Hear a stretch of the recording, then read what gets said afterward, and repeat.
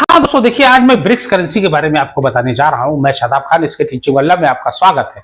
BRICS currency Bharat में बहुत ही जल्द लागू होने जा रही है। ये ब्रिक्स के तमाम देश जैसे ब्राजील हो गया, रशिया हो गया, चाइना हो गया, भारत हो गया, ये तमाम देश मिलकर एक ब्रिक्स करेंसी लाएंगे और पूरे ब्रिक्स जो देश हैं उन सब में ये ब्रिक्स करेंसी लागू होगी, वहां पर चलेगी। जैसा कि आपने यूरोप में देखा है कि यूरोप में यूरो चलता है और वहां के उस देश की जो पर्सनल करेंसी है वो भी चलती है। जैसे आप स्पेन देख लीजिए, पुर्तगाल देख लीजिए, France, Italy, Norway, Sweden, Luxembourg, Belgium, Poland, Iceland, Ireland, ये तमाम देशों में यूरो चलता है। और उसके अलावा वहां पर उनकी खुद की पर्सनल जो करेंसी होती है वो भी चलती है। जैसे भारत में रुपया, वो तो चलेगा, साथ में ब्रिक्स करेंसी चलेगी। हाँ, उसकी वैल्यू जो है ना उस देश के आर्थिक स्थिति के हिसाब से तय की जाएगी। अमेरिका एक तरफ बौखलाया हुआ है कि अगर ब्रिक्स वाले ब्रिक्स करेंसी में व्यापार करेंगे, यानी पैसे का लेन देन करेंगे, यानी सारे ट्रेड, सारे बिजनेस वो ब्रिक्स में करेंगे, तो अमेरिकन डॉलर की वैल्यू जो है थोड़ी कम तो हो ही जाएगी। क्योंकि चाइना में युआन चलता है, तो चाइना में जब चाइना बहुत से व्यापार में डॉलर में करता है, भारत भी बहुत से व्यापार में डॉलर में खरीदारी करता है, बहुत से बिजनेस इंटरनेशनल लेवल पे जो आयात निर्यात होता है वो डॉलर में होता है। लेकिन अगर ब्रिक्स करेंसी में अगर ये होने लगेगा तो जाहिर सी बात है डॉलर की कीमत कम हो जाएगी, और जब डॉलर की कीमत कम होगी तो डॉलर की वैल्यू कम होगी और अमेरिका थोड़ा बहुत पतन की ओर चला जाएगा। क्योंकि जब पूरे वर्ल्ड में ब्रिक्स देश आपस में लेन देन जो करेंगे कोई भी चीज में, व्यापार में, और वो ब्रिक्स में करेंगे, तो अमेरिकन डॉलर की वैल्यू कम हो जाएगी और अमेरिका डॉलर की वैल्यू तो कम हो ही जाएगी और उसकी करेंसी में भी जो उसकी ₹1 में कितना मिलता है, जैसे एक अमेरिकी डॉलर इंडिया में कितना होता है, 86 87 रुपीज, तो वो वैल्यू भी कम हो जाएगी, गिर जाएगा उसके। और जब गिरेगा तो अमेरिका बौखलाएगा। इसीलिए अमेरिका ने कहा है कि अगर ब्रिक्स करेंसी अगर लागू होती है तो सारे देश सजा भुगतने के लिए तैयार हो जाए। उनके ऊपर टैरिफ लगा दिया जाएगा, तमाम तरीके के व्यापारिक प्रतिबंध लगा दिए जाएंगे। हो सकता है कि और कड़ाई से इस पर प्रतिबंध लागू कर दिया जाए। अमेरिका जो है इतनी आसानी से अपनी कमाई हुई चीज को गंवाना नहीं चाहेगा। एक बात तो तय मान लीजिए कि अमेरिकी डॉलर अगर इंटरनेशनल मार्केट में उसकी वैल्यू कम होती है तो तमाम ब्रिक्स देशों के लिए आने वाले दिनों में मुश्किल अमेरिका बढ़ा देगा, बिल्कुल तय है। लेकिन रूसी राष्ट्रपति व्लादिमीर पुतिन और चाइना के राष्ट्रपति शी जिनपिंग, इंडिया के प्रधानमंत्री नरेंद्र दामोदर दास मोदी और ये तमाम ब्राजील के जो राष्ट्रपति हैं और तमाम देश के जो हैं, उन सब ने अमेरिका की परवाह किए बगैर ब्रिक्स करेंसी लागू करने पर मोहर लगा दी। अब ये ब्रिक्स करेंसी अगर लागू होती है तो भारत में जल्द से जल्द आपको ब्रिक्स करेंसी, नई करेंसी आपको देखने को मिलेगी और जो कहलाएगी ब्रिक्स करेंसी, और सारा व्यापार, लेन देन, सब कुछ ब्रिक्स करेंसी में होगा। इसमें तमाम देशों ने हामी भर दिया है और अमेरिका इसके सख्त खिलाफ है, क्योंकि अमेरिकी डॉलर की वैल्यू ऐसे कम होगी। तो इस वजह से अगर देखा जाए तो ब्रिक्स में अगर लेन देन होता है तो अमेरिकी मार्केट पर, इंटरनेशनल लेवल पर अमेरिकी करेंसी पर इसका बहुत ही बुरा प्रभाव पड़ने वाला है। अब आने वाले दिनों में क्या होता है ये तो भविष्य के गर्भ में है, लेकिन हाँ, ये एक बात तय है कि आने वाले दिनों में अमेरिकन डॉलर की वैल्यू हो सकता है कि कम हो जाए। क्योंकि देखिए, चाइना अर्थव्यवस्था में देखा जाए तो वर्ल्ड में दूसरे नंबर पर आता है। फर्स्ट नंबर पर अगर देखा जाए तो अमेरिका आता है, सुपर पावर है ही।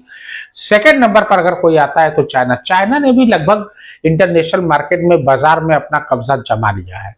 अब पूरे तरीके से इंटरनेशनल मार्केट को अपने हाथ में ले लिया है और जिस हिसाब से चाइना की अर्थव्यवस्था बढ़ रही है, ऐसा माना जा रहा है कि आने वाले 40-50 साल में चाइना जो है विश्व का नंबर 1 इकोनॉमिक लार्जेस्ट कंट्री बन जाए। लार्जेस्ट इकोनॉमिक कंट्री बनने की कगार पर चाइना बहुत तेजी से निकल रहा है। चाइना की पॉपुलेशन इतनी है कि वो डेवलप कंट्री में शुमार नहीं हो पाता, क्योंकि देखिए जीडीपी और वहां की पॉपुलेशन से तय होता है कि आपको डेवलप कंट्री माना जाए या ना माना जाए। चाइना की पॉपुलेशन ज्यादा है, लेकिन हाँ, चाइना जिस गति से प्रोग्रेस कर रहा है, आने वाले दिनों में ऐसा हो सकता है कि चाइना जो है वर्ल्ड टॉप इकोनॉमिकल कंट्री बन जाए। और अगर ये होता है तो अमेरिका के लिए बहुत ही दुखदाई होगा, और अमेरिका के लिए ये अच्छी खबर नहीं मानी जाती। आप देख लीजिए, जितने भी यूरोप कंट्री हैं वो तमाम जो है डेवलप कंट्रियों में आते हैं। क्यों? क्योंकि वहां की पॉपुलेशन कम है और वहां पर पैसा, यानी कि वहां पर लेन देन व्यापार जो है बहुत अच्छी पोजीशन पर होता है, और वहां की फैसिलिटी इतनी अच्छी है और सब कुछ इतना बढ़िया है कि इसीलिए जो है यूरोप कंट्रियां जो है वर्ल्ड की टॉप रिचेस्ट कंट्रियों में उनकी गिनती होती है यूरोप कॉन्टिनेंट की। वहीं अफ्रीका चले जाइए, अफ्रीका में बहुत से देश ऐसे हैं जो गरीबी की रेखा से भी नीचे हैं, जैसे कॉन्गो हो गया, सोमालिया हो गया, चाड हो गया। ये सब क्या है? ये सब गरीबी रेखा से भी नीचे हैं। वहां पर 2 वक्त की रोटी क्या, एक रोटी के लिए लाले पड़े हुए हैं, क्योंकि वहां पर बिजनेस पूरे तरीके से नहीं हो पाता। वहां पर इतना भ्रष्टाचार, देखिए करप्शन, जब आप करप्शन बंद करोगे ना, तब जाके उस देश की तरक्की होगी, वो देश डेवलप करेगा। जिस देश में करप्शन ज्यादा होता है, उस देश की उन्नति, उस देश की प्रोग्रेस बहुत हद तक रुक जाती है।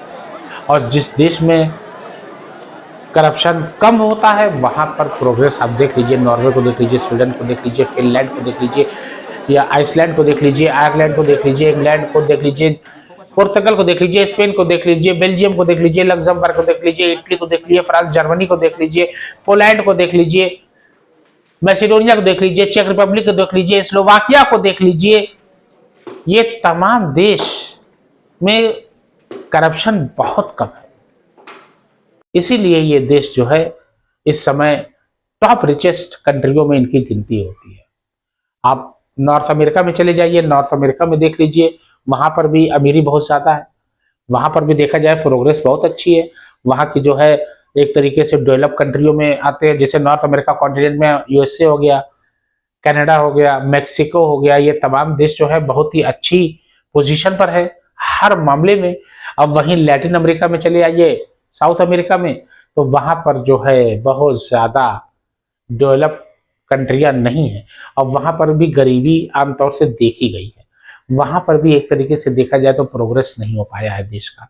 अर्जेंटीना है, ब्राजील तो बहुत हद तक प्रोग्रेस किया है, लेकिन अर्जेंटीना और तमाम देश, चिली वगैरह जो वहां पे आते हैं उसमें साउथ अमेरिका में, उनकी प्रोग्रेस अच्छी, उरुग्वे है, पराग्वे है, उनकी प्रोग्रेस बहुत अच्छी नहीं हो पाई है। हालांकि फुटबॉल में एक महारत हासिल है साउथ अमेरिका कॉन्टिनेंट की, लेकिन जब तक आप व्यापार में, बिजनेस में आप आगे नहीं आओगे और लेन देन अच्छे से नहीं होगा, आपका बिजनेस इंपोर्ट एक्सपोर्ट नहीं होगा, उस देश में डेवलपमेंट बहुत कम, धीमी गति से चलेगा, मंद गति से, यानी वो देश डेवलप नहीं हो पाएगा।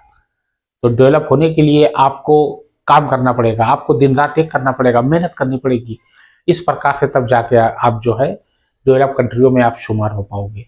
अमेरिका को देख लीजिए, अमेरिका की अगर डॉलर में व्यापार ना हुआ आने वाले दिनों में, तो अमेरिका की वैल्यू ऐसे ही कम हो जाएगी, और जब डॉलर में व्यापार कम हो जाएगा तो अमेरिका एक तरीके से आप समझ जाइए कि इंटरनेशनल मार्केट में उसकी पकड़ बहुत ही कमजोर पड़ जाएगी।